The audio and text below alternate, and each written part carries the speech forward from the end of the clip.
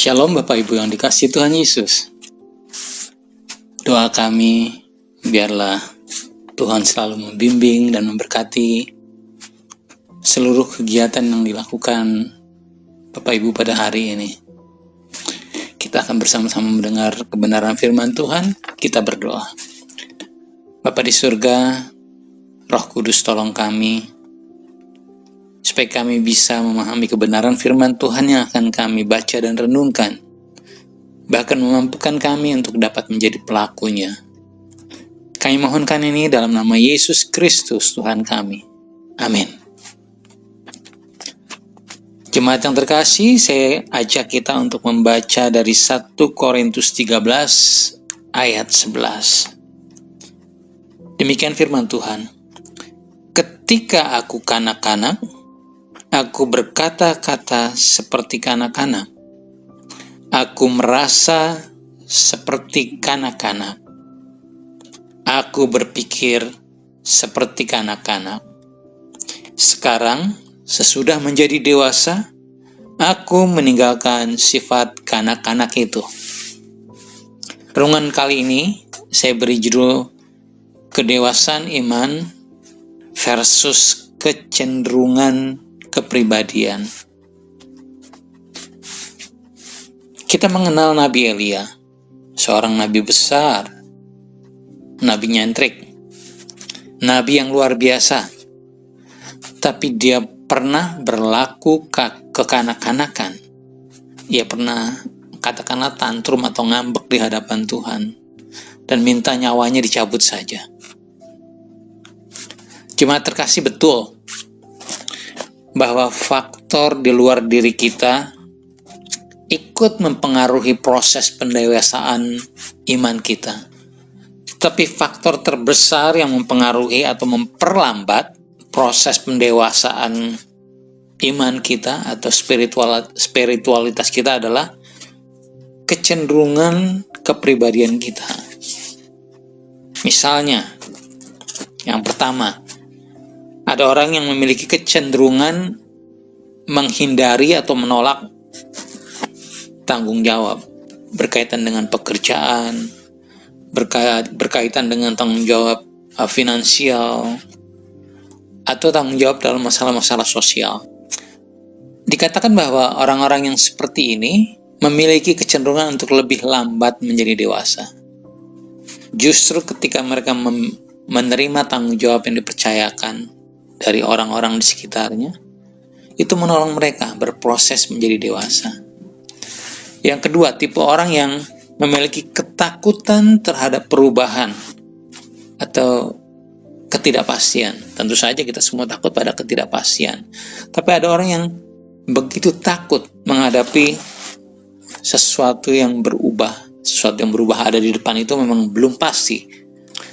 Padahal perubahan itu adalah sebenarnya bagian tidak terpisahkan dalam proses kedewasaan.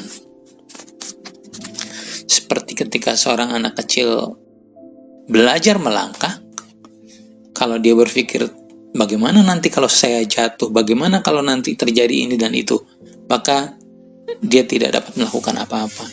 Tetap akan dalam kondisi seperti itu. Yang berikutnya, yang menghambat proses pendewasaan adalah ketergantungan kita pada orang lain. Entah itu ketergantungan pada orang tua atau pasangan atau pada orang-orang tertentu. Ketergantungan untuk memenuhi kebutuhan dasar. Justru ketika, saya ambil contoh Yusuf. Yusuf adalah anak tersayang dari Yakub, satu-satunya anak yang mendapatkan jubah indah, sehingga membuat saudara-saudaranya iri. Tapi ketika dia dengan satu dan lain hal diputuskan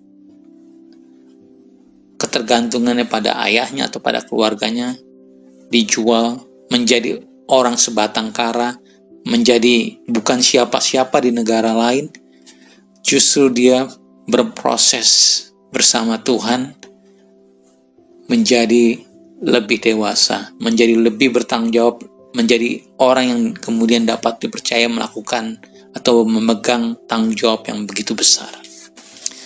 Hal lain lagi yang bisa menghambat proses pendewasaan adalah jika kita memiliki pengendalian diri yang kurang. Pengendalian diri adalah salah satu buah roh, bagian dari buah roh. Orang-orang yang sulit mengendalikan emosi atau dorongan atau kebiasaan buruk, itu juga akan terhambat untuk menjadi dewasa.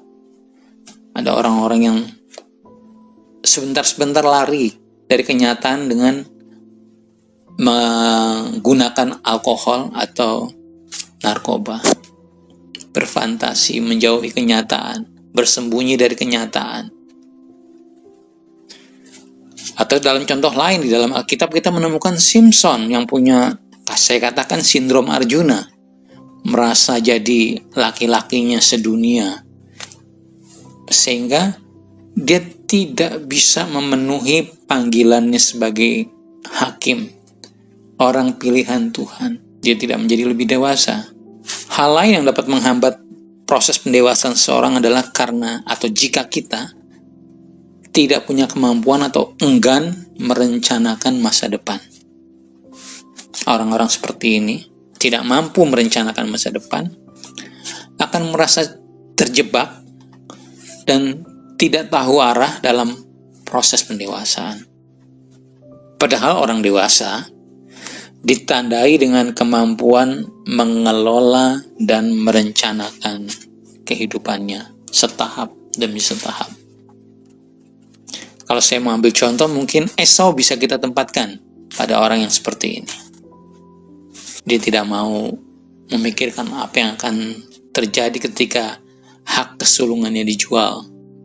Dia tidak berpikir ke depan apa yang akan kemudian dapat terjadi dengan menjual hak kesulungannya. Yang terakhir adalah orang yang enggan belajar dari pengalaman hidup. Entah itu pengalaman hidupnya sendiri atau pengalaman hidup orang lain. Akibatnya, ia cenderung mengulang kesalahan yang sama. Dan dia tetap ada di situ. Tidak move on. Kalau anak-anak sekarang bilang dia tidak move on, masih di situ juga. Tidak berkembang, tidak bertumbuh. Daud justru banyak belajar dari kesalahan diri atau kesalahan orang lain. Dan dia tidak mengulanginya. Misalnya peristiwa ketika mereka menyerang sebuah kota kecil, padahal mereka sudah melakukan sebuah pekerjaan besar dengan merubuhkan kota-kota yang besar. Mereka kalahkan. Tapi ketika mereka menghadapi sebuah kota kecil, mereka mengalami kekalahan. Kenapa? Belajar dari pengalaman. Daud kemudian memutuskan untuk selalu bertanya kepada Tuhan. Dan pengalaman itu membuat dia berhasil, membuat dia maju setahap demi setahap dalam kehidupannya. Dalam bacaan kita dikatakan, ketika aku kanak-kanak, aku berkata-kata seperti kanak-kanak. Aku merasa seperti kanak-kanak, dan aku berpikir seperti kanak-kanak. Jadi pikiran, perasaan, dan tindakan berupa ucapan seperti kanak-kanak. Tetapi ketika kita sudah dewasa, harusnya kita meninggalkan semua itu yang bersifat kekanak-kanakan, baik secara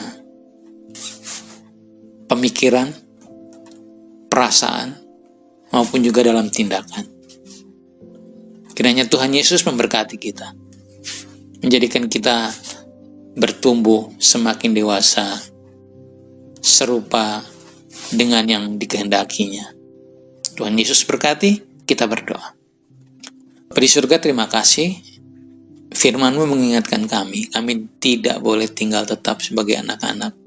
Dalam hidup pengiringan kami terhadap-Mu Tuhan, kami harus bertumbuh, berkembang, menjadi dewasa secara spiritual. Karena dengan begitu, kami dapat menjadi alat berkat Tuhan bagi siapapun yang Tuhan kehendaki menjadi bagian dalam hidup kami. Terima kasih Bapa, dalam nama Yesus Kristus kami berdoa. Amin.